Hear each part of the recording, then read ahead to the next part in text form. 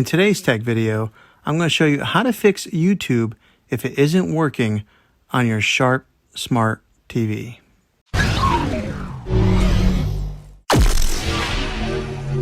I'm going to show you a couple of really simple ways to try and solve your problem. The first one is probably the easiest one to try, and that is to unplug your TV from the wall outlet and wait 60 seconds. Now don't be impatient, wait the whole 60 seconds and then plug it back in.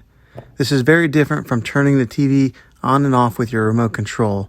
This is what we call a hard reset of your TV, so make sure you try this method. If that doesn't work, try deleting the YouTube app off of your TV. So go over to wherever the apps are located on your system and remove the app altogether. Then reinstall the YouTube app again.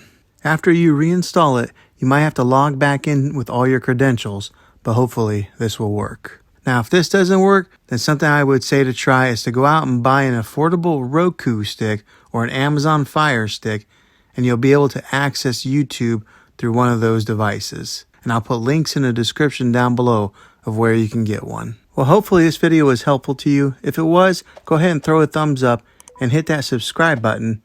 I make tech videos all the time, and I'd love to have you back in the next one. Take care.